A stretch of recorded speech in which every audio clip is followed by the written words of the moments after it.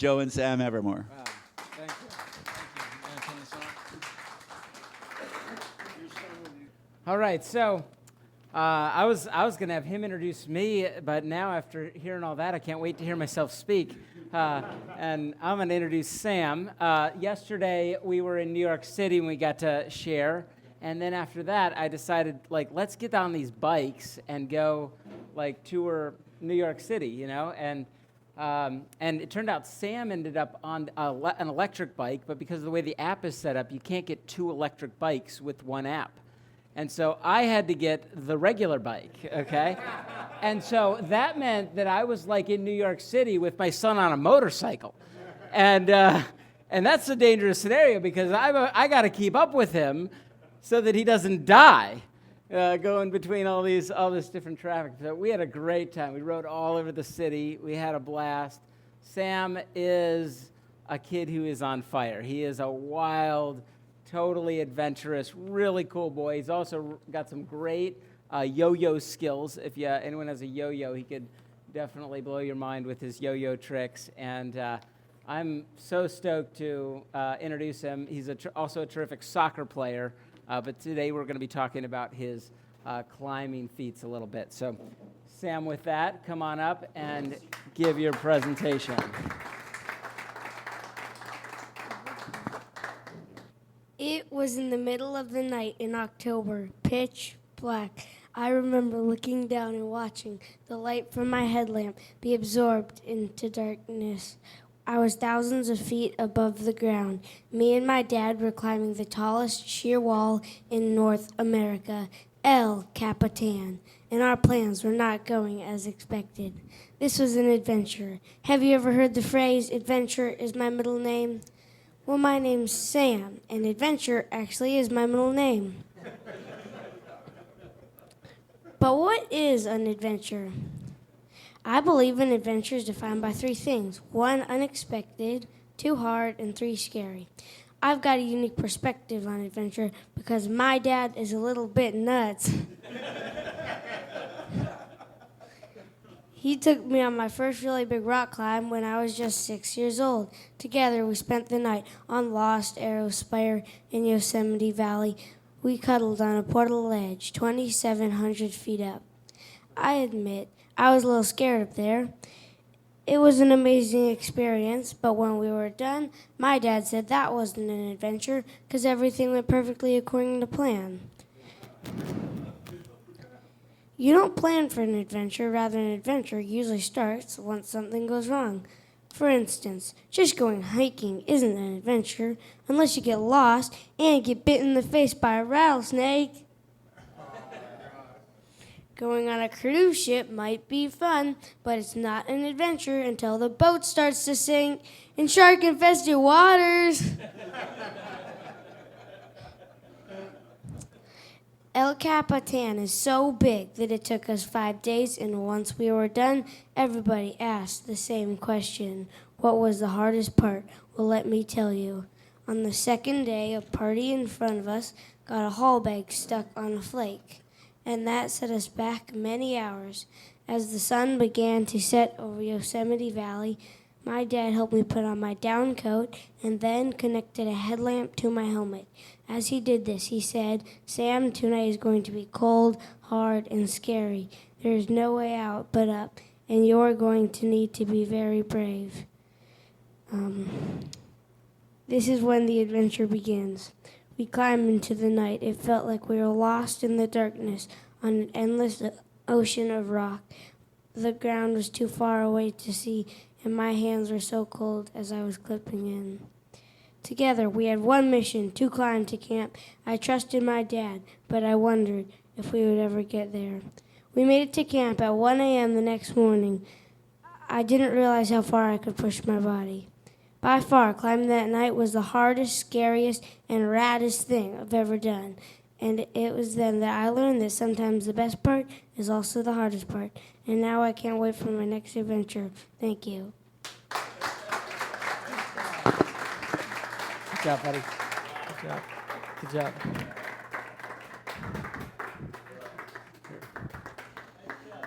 All right. Thank you guys for cheering him on there. Yeah, climbing El Capitan with your son is a ball. We had a great time up there. It was pretty hard. It's not something that you want to do like multiple times in life, but it is part of what we put together in our pathway to manhood, which has been kind of an ancient tradition. I mean, most people, most cultures of the world have had some kind of a designed, planned pathway to manhood. In African tribes, before you can marry, before you can own land, or move away from your family, they will send you out, and you have to come back with the carcass of a lion. That's a serious set of trials that you had to endure. We're not doing anything that hardcore, I don't think, but it's this conversation of how does a man become a man, and what is that like? And one of those parts is the role of the mother as well. I've got a lot of people here asking that question already in your head. Where is this mother? Where is Joe's wife? And she was down in the valley, and each day she would come down to El Capitan Meadow and has a little, we call them Rocky Talkies, these little radios. And she would call up to Sam. It was one of his favorite parts of the day. And she would encourage him. And there's just a point in a boy's life where each woman has to release that boy to the world of men. And I have to say, my wife did an outstanding job of that. And when we were up there on El Cap, this is, if you can't read that in the back, it says, "Almost there, love you, Mom," was this banner that we hung from the side of El Capitan. Even though it was huge, you still couldn't see it without like binoculars.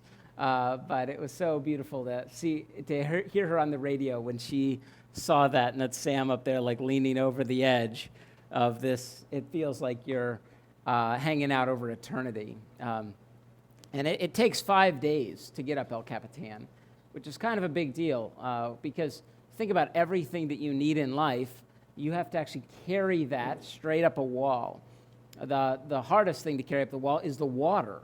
Believe it or not, you drink over a gallon of water per person per day at this time of year on the wall, and literally we have hundreds of pounds of just water, like 300 pounds of just water that has to be hauled up. And so you have to have these complex pulley systems that use your weight against the anchors to pull up all of your gear.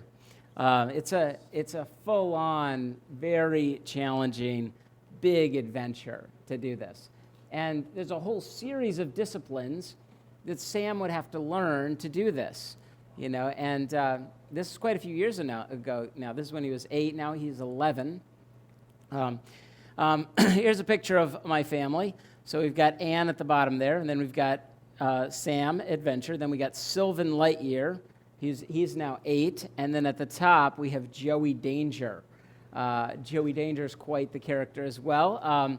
He's very creative and comes up with stuff that you would never think anyone would. For instance, we have a little pond in our property. It's about like maybe 600 feet from our house. And I told Joey, hey, go grab some lighter or some matches and bring it down here so we can start a fire. Well, Joey went up to the house. He couldn't find a lighter or matches. So what does he do? He finds an Amazon box and goes to the stove and lights it on fire. And the boy is coming down with a flaming torch to the fire pit. So he took that through the house and then down through our property. And I said, wow, Joe, you are really creative and genius to come up with that. When, but with having boys in the house is wild. We have a lot of fun. It's a lot of energy.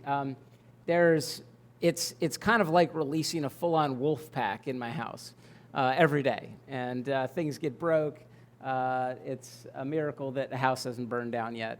But what we do as a family is we climb mountains. And when our boys turn 5, we take them up this first mountain. This mountain here is called Pingora.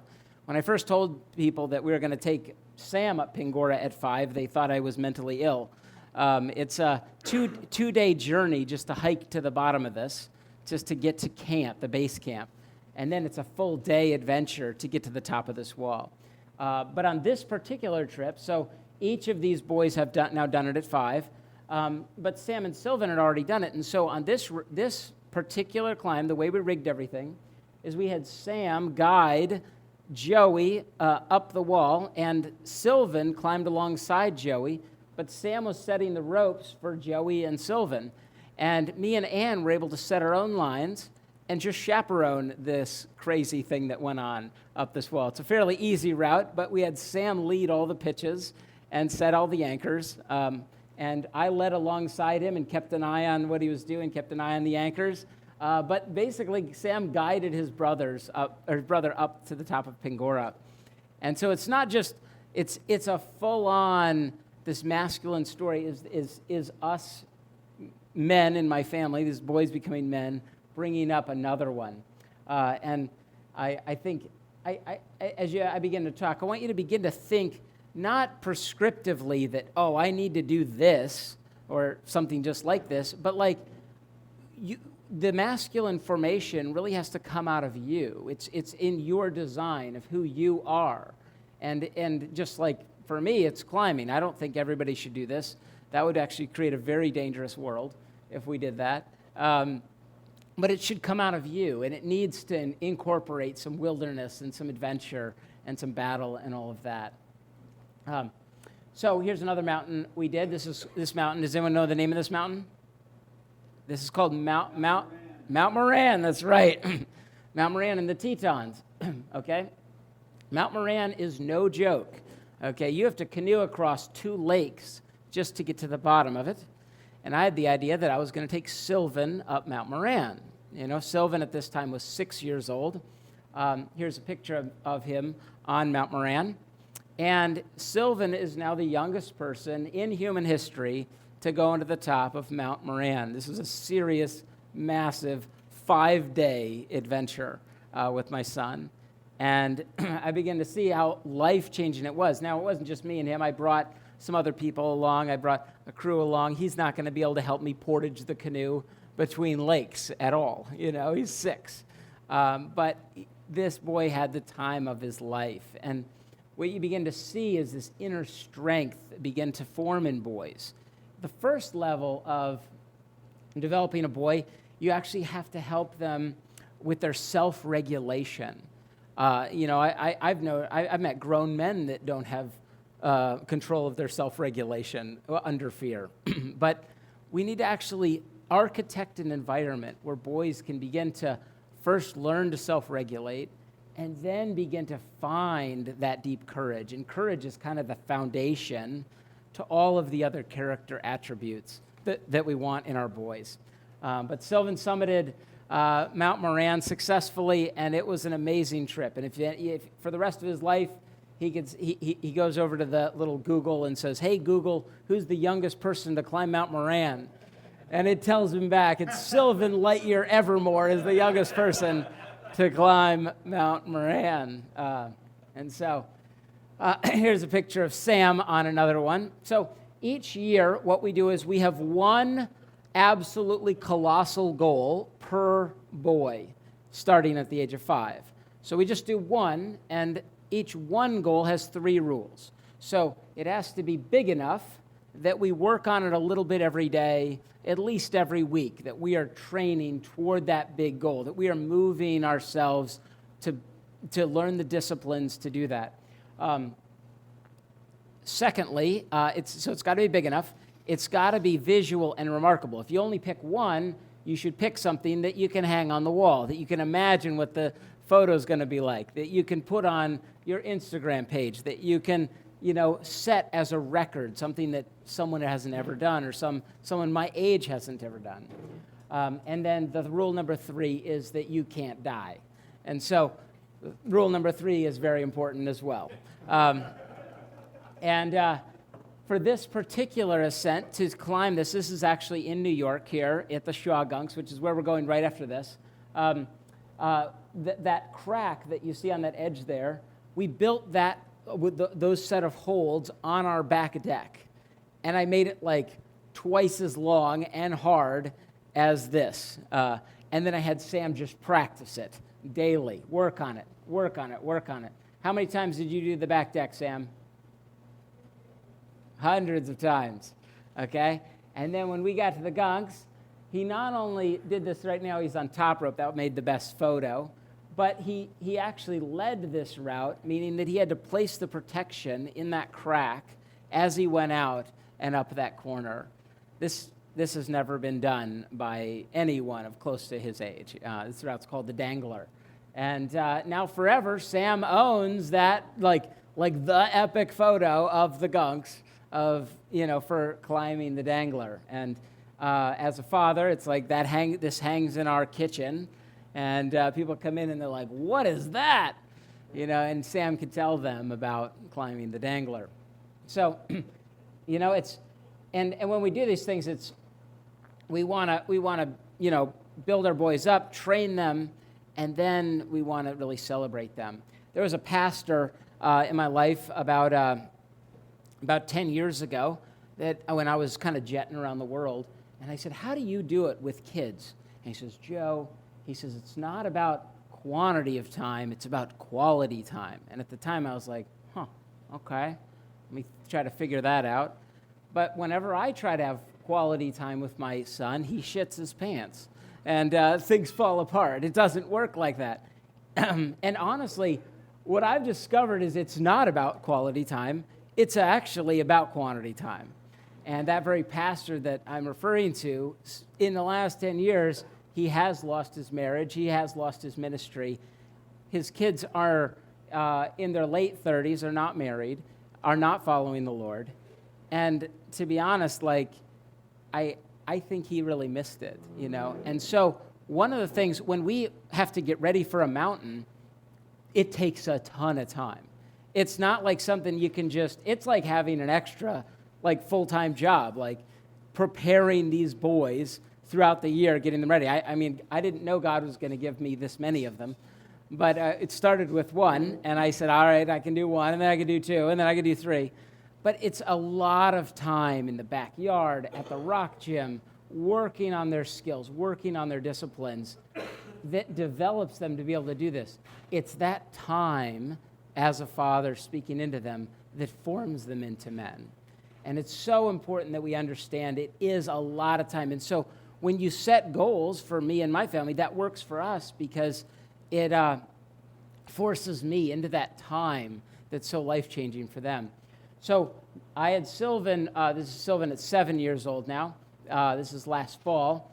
I believed he could climb Leaning Tower in Yosemite. Certainly another thing that had never, ever been done in rock climbing history. Leaning Tower is a mountain that is just what it sounds. It's a giant leaning tower that takes 3 days to climb.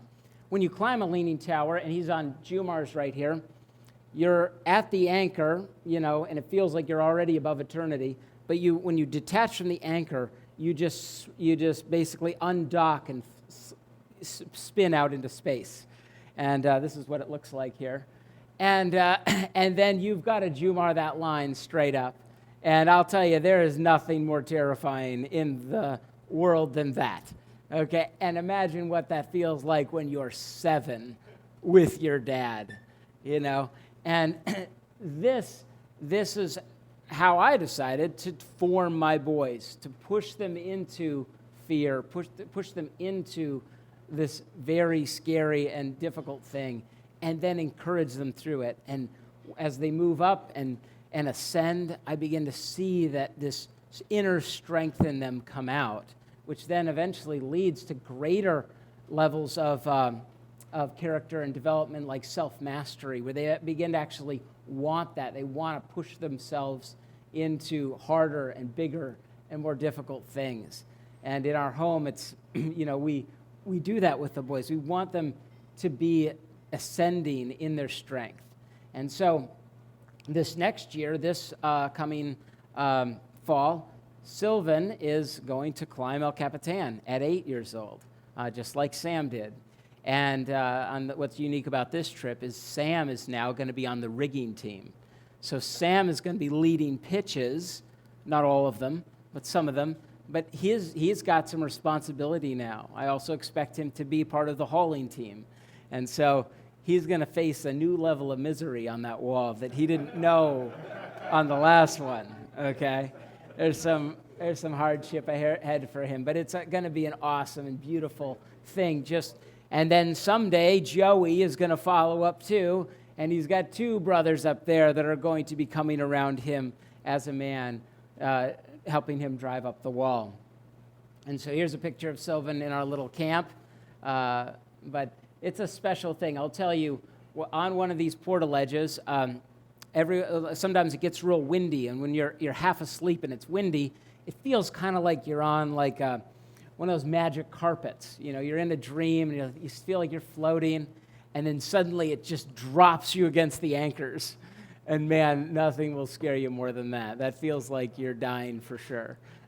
Fortunately, the anchors are very sturdy, and they're very redundant. We don't use like one piece of gear. We have many pieces of gear. And in a way, when we're connected to the wall, it's literally like your kids are bolted to the wall. And so I believe that what we're doing is, fairly safe. These kids are always attached to the wall. I'm always within about 10 feet of them. There's all sorts of redundancies to the system. My biggest fear is always that they're going to drop something on somebody else. But honestly, we train our kids so well on that on the last trip, we had several things almost dropped on us, and my kids didn't drop anything except for a glow bracelet, and so on the wall. So it was my biggest fear was that my kids would drop something, and we got climbers above us dropping them on us. Here's us again playing our checkerboard on Leaning Tower.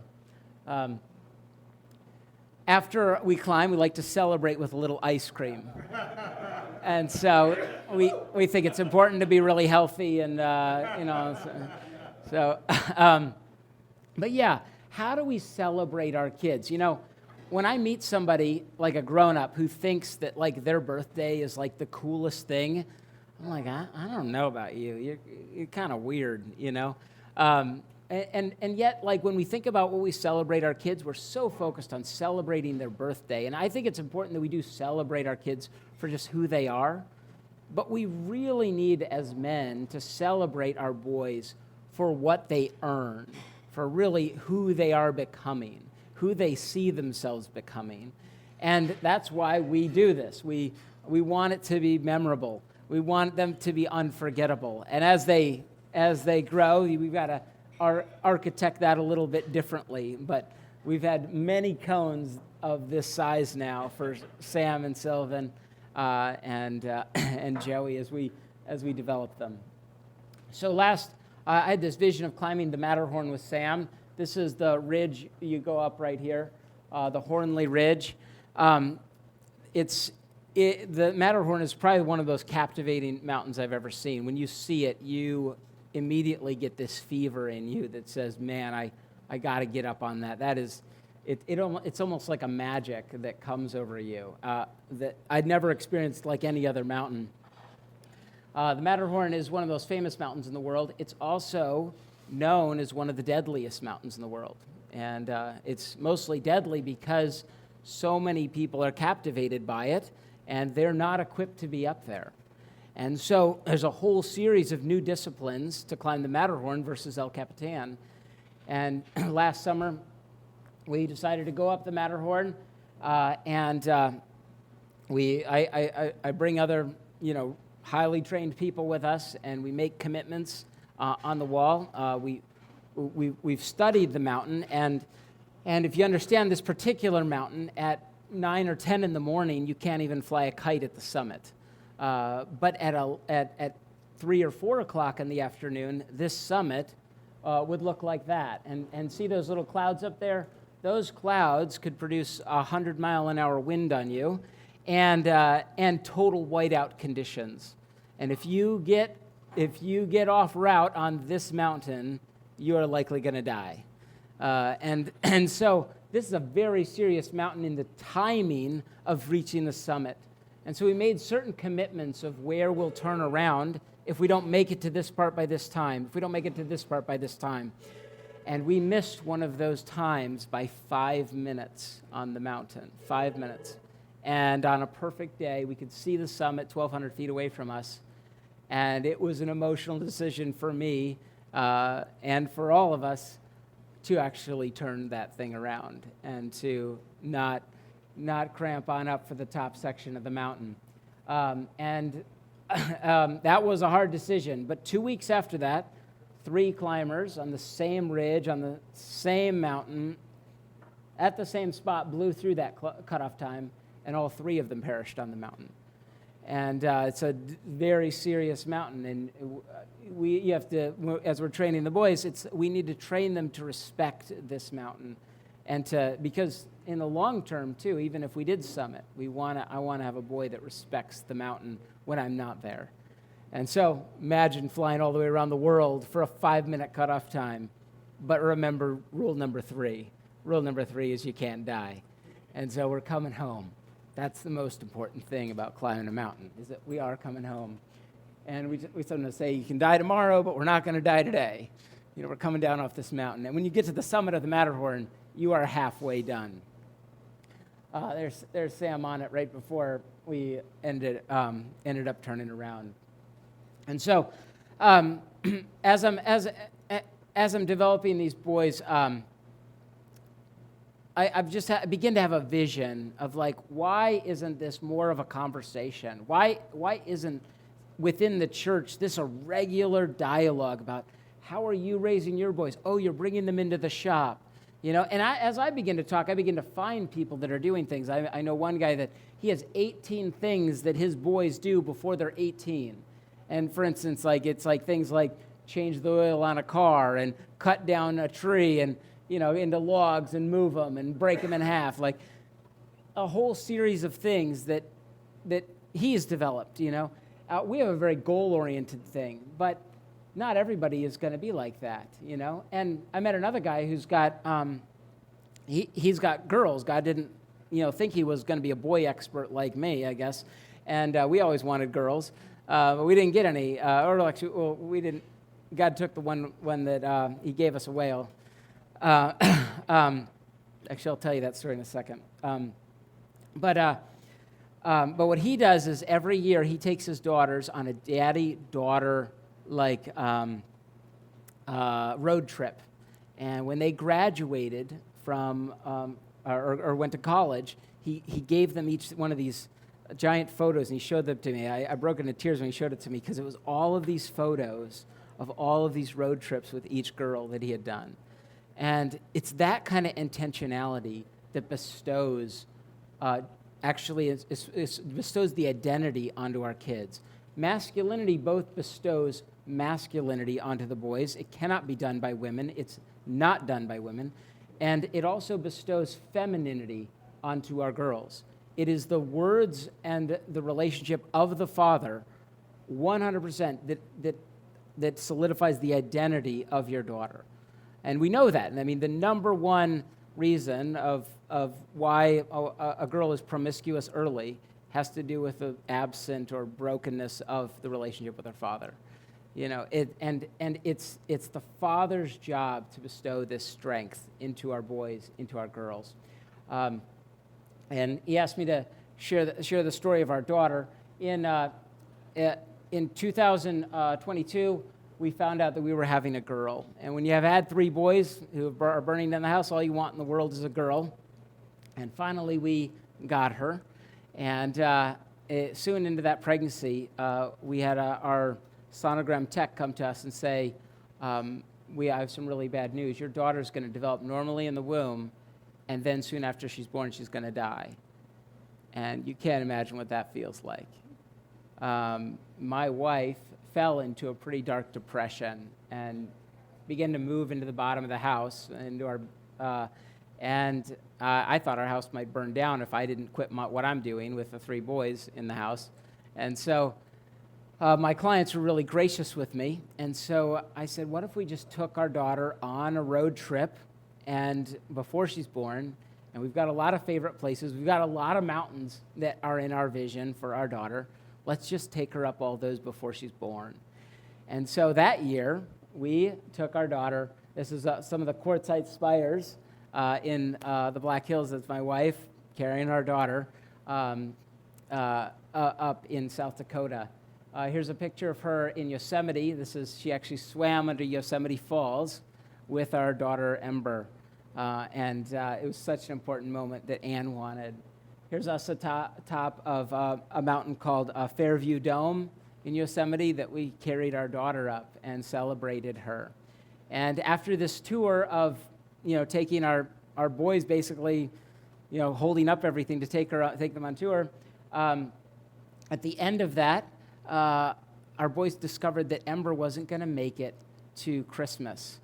And so, because she was going to be born in November, we said Ember till November. And so we put up our Christmas tree and got the HOA mad at us in October. We put the lights up and did the whole thing. And now to this day, we celebrate Christmas in October for Ember. Ember came and lived for an hour and 6 minutes out of the womb, and she changed our lives in the most amazing way. It wasn't like we prayed to God and we kind of like experienced him. It was like he descended into our life and he was sad with us. And that experience of just feeling this God that cared so deeply about what we cared about was so life-changing. It was like a new version of our faith that kind of came upon us through that experience. It's the closest thing I could say has ever happened to me, that what I read about what happened to Paul on the Emmaus Road, or Damascus Road, and so we began to see this change in our lives, this kind of reset button, and so we went through a process where we believed God was calling us to a new name, and so up until that point we were the Bakers. And then we became the Evermores from there. And that was a big change. And when I was at the rental company just the other day, my credit card still says Baker on it because we just changed it last year, and some of my things haven't been changed yet.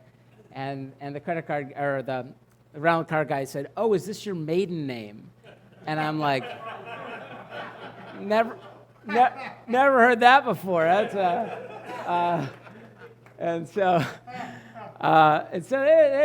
there's some pain points in changing your name, but it's mostly been awesome. And it was, we feel it was the call of God. After just last year, we had one more. This is Blaze. Ember basically set us on fire. We became the Evermores, and then God gave us little Blaze. And so he's still got 5 more years before we take him up Pingora and start his journey. But we believe God has got big things for Blaze as well. And the last thing I want to share with you is a producer has come to me who has made another number of movies with Angel Studios. And he says, "I want to make this into a film."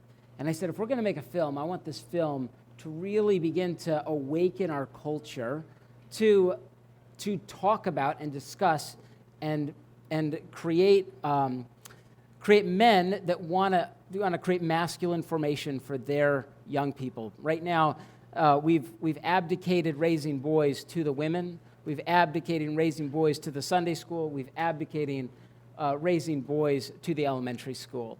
And most men have kind of taken a seat back.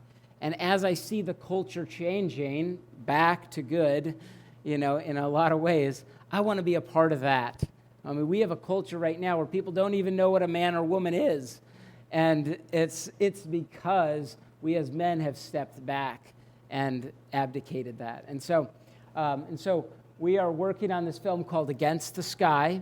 And my one picture, if anybody here wants to be a part of our film, we're raising a small amount of money to make this film possible on the Angel platform. And it's going to be a very profitable venture, I believe. And I would love to give you the deck. Just give me something with your phone number on it, and I will reach out to you this week. And so with that, I think we're going to do Q&A. Yeah. Thank you guys for your time.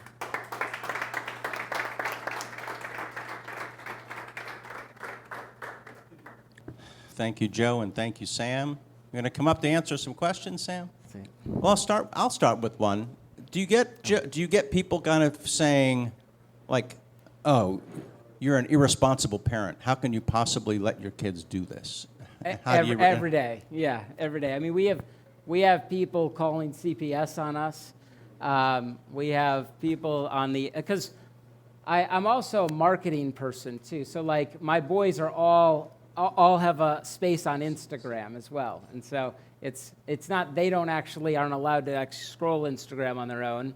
But I've built them pages, and actually Sam is now a sponsored climber, and we're able to generate some income for him just because of some of his feats, and so that attracts a lot of people that are upset at us too. They think that what we're doing is pretty crazy. Yeah. And just tell us also, while we move this mic, the film that you're planning, it's not just looking for investors, you're also looking for some connections, right? Absolutely. So what are you envisioning for that? Yeah, so one of the things about our film is that I'm not going to be talking about fathering like I did this morning. I'm just going to be a father in the film, and then we're having experts in the film. And so at the last meeting I was at, there was a guy who's like, oh, I know John Tyson, and he's like one of the guys I've been trying to track down to be in the film. John Eldridge was one of the voices in the film, and he's already been on film. Like we already shot him talking about what we're doing, and he's like totally on board with it. But we wanted to get John Tyson, and then we also want to get Bear Grylls and Jordan Peterson. And so I'm going after a number of other remarkable men. I want like Denzel Washington and some really great communicators and get access to. Joe, you're living this live, real time. So for a dad who's got boys, a dad and a mom that have got boys, that makes sense. Any thoughts as you've gone through this for some of the gray-haired guys in the room where raising the boys was what it was? That book those chapters have been written. Any thoughts on looking ahead to a dad who didn't always have control or maybe made some mistakes? Any thoughts that you might, from your experience presenting on this, say to an older dad? Yeah. What course correction could be made now? Well, the first thing I want to say to you is your boys will always want to hear this stuff from their dad. Like, it doesn't matter how old they are. They would love to feel like, their blood rise with you. They would love to do something with you. Maybe it's go jeeping. Maybe it's like go fishing. Like, they want to be out in the wilderness with you, and they will always have that desire. And don't think that it's like go on or you missed it. Like, as long as your boys are alive, they want it. And I think about my boys, like when I'm in that king phase, I want to be investing, helping them figure out what they're building and invest in that. And I think that in the same, like it's a little different when they're, 30 or 20 in how to invest in them. But we should be actively building, developing, investing in, risking with, our boys. How's that sound? I'm curious about, my name's Irene. I'm curious about how you deal with the natural resistance that comes from a child. Do you start early enough so that there is no resistance at 5? I can't believe it because I've seen mine resisting. Yeah. I mean, to spend hours a week to train for something that's going to happen a year from now, those are difficult mountains to climb. Yeah. How have you sort of navigated those early stage points of view? Obviously, when they get to be 11, they're sort of turned on by the idea, and they have some personal motivation around it, I'm assuming, Sam. But what's your thought around that? Yeah, and that's one of the reasons it takes so much time, too, because there's time when it's like you get everything all set up, it's totally all ready to go, I've budgeted a couple hours, and it ain't happening. The kid's throwing a fit, it's not working. It's like, okay, that's what it is today. We'll try again tomorrow, and so it's like, it takes a lot of time and focus, and really have to drive it in the boy. It's like, you're not getting out of this, if we don't do it today, you're doing it tomorrow. I think it's very similar to like, if you're not going to eat it for dinner tonight, I got it for tomorrow morning for you, and that, pursuit, I think, helps the boy lead. Oh, okay, this is really important. I really got to train for this because it's really hard for a boy to begin to delay that gratification and see that the work today pays off. They have to actually learn that. You know, I mean, I'm trying to teach my boys that if you get something that feels good really fast, it's probably bad for you. You know, if it feels really good and it took a long time to get there, it was probably right, you know, and that's something they have to learn. And so, like, at 5, they have no clue. At 11, Sam's starting to get it. But I think it's just about a lot of time. And one thing you have to be careful of if you're goal-centered like I am is that we don't create way too much pressure. You know, like, and we have downsized things before. We've backed off things before.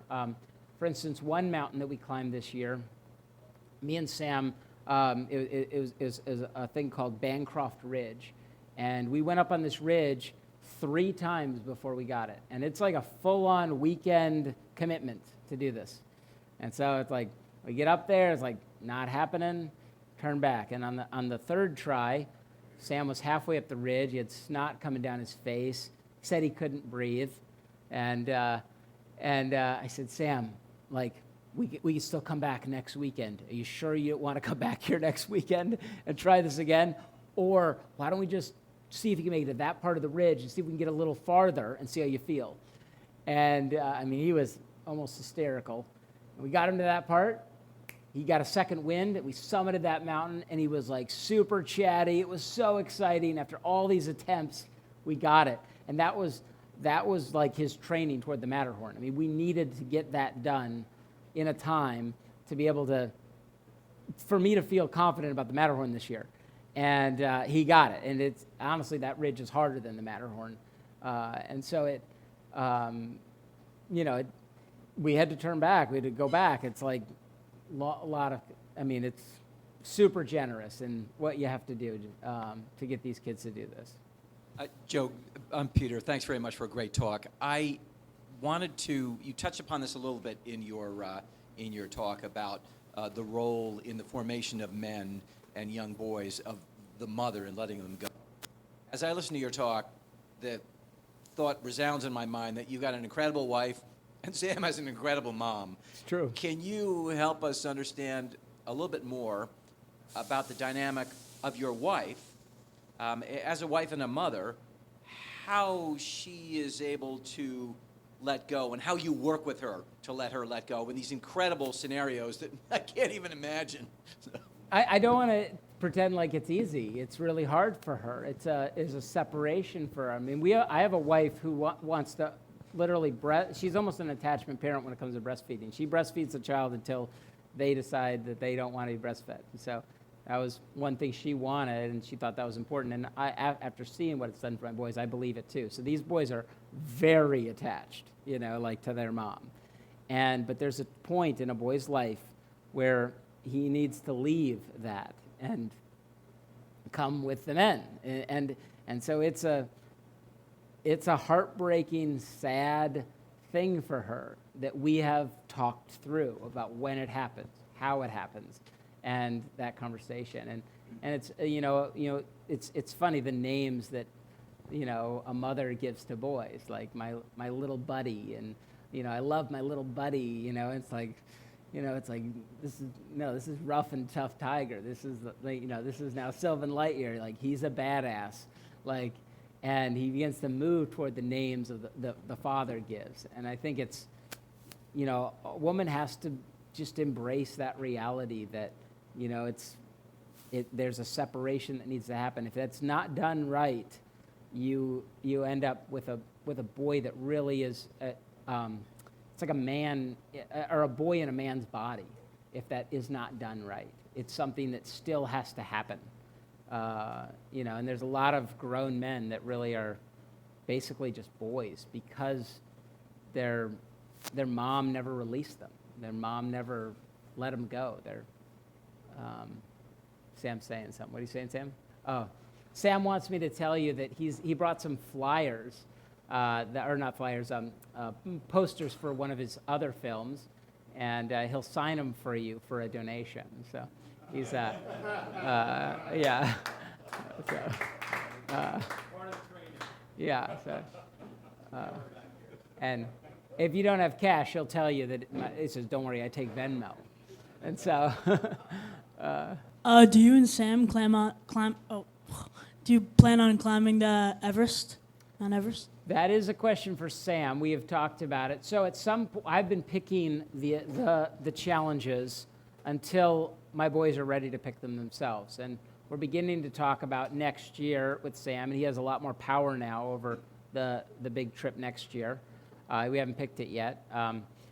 But Sam, do you want to climb Mount Everest? Is that one of the mountains we want to put it? That will be in his teens, but Maybe. yeah, he's thinking about it. It's quite a commitment. It's also a super huge financial commitment. But if we can make this movie, if you want to invest in the movie, we could probably get to a place where some other people would come around it and support us for such an endeavor. But Everest, I am interested in Everest. Everest is actually a fairly easy mountain. It's just a big commitment. It's like a massive commitment. So, yeah. Yeah, and that's an important conversation too. People die on these mountains sometimes. It doesn't matter how. Like a lot of people die on the Matterhorn. What matters about the Matterhorn isn't about how many people die on it. What matters is, do we respect the mountain? Are we equipped for the mountain? Are we aware of the danger, and are we of the right team and training and preparation for that mountain? What kills you on the Matterhorn is not having those things. Like it's like if you skip a cutoff time, your likelihood of dying on the mountain goes up 10 times. And so we respected the mountain, And it wouldn't. It wasn't about that. It was about respecting the mountain and teaching my boy to respect the mountain. We could have probably made it up. If I was with my buddies, I might have thought a little differently about it, but I don't want him thinking differently about it. I want him really thinking with grave respect for the mountain. And it was hard. Let me tell you, it was like I was wrestling with it when we realized. Thank you so much for sharing. My head's still kind of spinning with all this because it just seems so far from what I would call reality here, where kids are so overly scheduled, where between sports and school commitments, the idea of taking time off and doing something off the grid like that. So I guess the question is, as a father and sons that are doing things they enjoy. I mean, in a way, you are kind of turning that over in some cases to coaches. But again, is it possible to still find that balance, to be able to set goals, to do things in a highly structured world? Yeah. So I try to resist organized sports to every bit that I can. With a lot of pressure, we let Sam play soccer and some different things like that. But that's my take because I'm working on this other thing. And now, if you're a soccer family, a baseball family, no, that's what you should be doing. That's the thing you should be doing. But you shouldn't just be the chauffeur driving your kid to all your kids to all these things. Like, you want to architect a world where you can be there, attaboy, I see you developing, great job, proud of you, getting those words, and all that. So, you want to architect a world. You control the world. You are the dad. You are the leader. It's your job to create that whole environment for your family. That's your job, And so it's a lot of people end up with a life that they didn't really want. They're like, I just drive my kids around, drop them off at this, drop them off at that. I'm so exhausted from it all, but I'm really not there, And what I recommend is just begin to be intentional about the plan I have for my boys. What do I want to develop in them? For instance, when you develop a boy like this, like I have, they start becoming pretty cocky. They start, I begin to see this little narcissist come out of my boys, And in their older years, in 12, 13, 14, I really want to take Sam on some intense missions trips. And I really want to take him, to see real poverty. And there's other things I want to speak into him besides just mountain climbing, And it's I want to begin to rise out of him this desire to serve. But he has to discover that on his own, just like he did his courage, you know. And so I've got to create a world where you can discover courage, or a world where you can discover real empathy, you know, for him to really own it. You know, because it's one thing to, like, tell it to him. That doesn't do any good. He has to, when he finds it, that's when it, like, sinks in. And so as you're putting together your plan for your boy, it should fit your DNA. It should fit your world. You know, like a man, let's say it's a man who works in a wood shop. Well, his boy should probably be like an apprentice making furniture.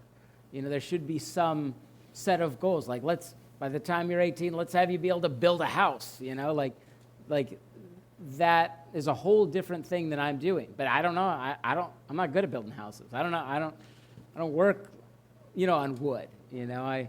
But this is who I am. This is my DNA. Does that answer? And resist the woman too. That's the other thing too. Like, you got to set it up. If you let the woman make every decision about what all the kids do, very quickly you'll have no place in that story. And I watch that happen everywhere. Men will get really busy. The woman makes all the plans, and it's like, oh, that's the life you get. Enjoy it, you know. It's like, and then you're not really forming your men and women. You're, you know, somebody else's. So, Joe, I just know you have a deep faith, and it came through in the Ember story. Do you try at all to try to introduce ideas of God and faith in the boys through this climbing? Every day, yeah. Every day. What does that look like?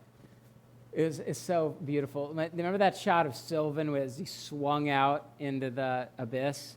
I remember when he first swung out and he started crying. And it's still funny for me as I remember it. But he's swinging out. He's just so terrified of, like, he says, Dad, I don't know if I can do this. And he says, Dad, I think I need Jesus. You know, it's so cute. This little guy saying that out of this mountain. And I said, all right, Sylvan, as they're, like, kind of shouting across this, you know, this chasm between us. And I said, let's pray together, you know, and, like, just prayed together that he would find the strength to do it. And then that's what he needed, and bam, he's back on the Jumars going up. But yeah, there's absolutely, faith is at the center of what I want them to, you know, be dependent on, what I want them to lean on. I think we're coming just to the end, and Mitch has something he's disclosed is not really a question. We're supposed to ask questions and not do what I'm about to do, so I asked permission. Something rare for me, but as I was listening to you, Joe, it wasn't just the way I'm fathering that came up for me. It was also my father and the things he did, the things he didn't do, who he was, how that helped formed me, pros and cons. And I'm assuming that I'm not the only guy here who also thought about his own boyhood and his own upbringing when you were talking. And it struck me that we are a band of brothers, relatively equal in age. Some of us a little older, some of us a little younger. But that we do and we can perform a similar kind of function for each other, even at this advanced age. And that we ought, I hope, I have people who I consider really good friends, but also kind of fathers, and I'm also a father to them, even though they're all, you know, very full adults. And there's some opportunity there that I don't fully understand yet. Re-father and continue to father each other, even though we're this age. I agree. There was a dinner, guys, a number of years ago. We had 12 men sitting around the table, and I asked the question, tell us about your relationship with your father, because the speaker at the time was the head of the National Fatherhood Initiative. And the first guy said, ooh, you need to come back to me. I'm going to have to process that for a while. And by the time we went around the table, 11 of the 12 men, in one way or another, were trying to live their life to not be like their father, and the 12th guy was lying. And the real question of the night was, what are our kids going to be saying someday, sitting around a table like this, when someone asks the question, "Tell me about your relationship with your dad"? And it's just something that really kind of, to me, really hit home for everybody who was sitting there. So it's something we all ought to wrestle with. Joe, thank you so much. Sam, thank you. Wherever Sam, where's Sam under there? It was so great having you. So great having you here. Again, if you have any interest in learning more about this project, which is the Matterhorn, and then coming up in the fall, El Capitan with Sylvan, you can see Joe afterwards, guys. So thanks. We'll see you next week at Zucchero Cafe, I hope.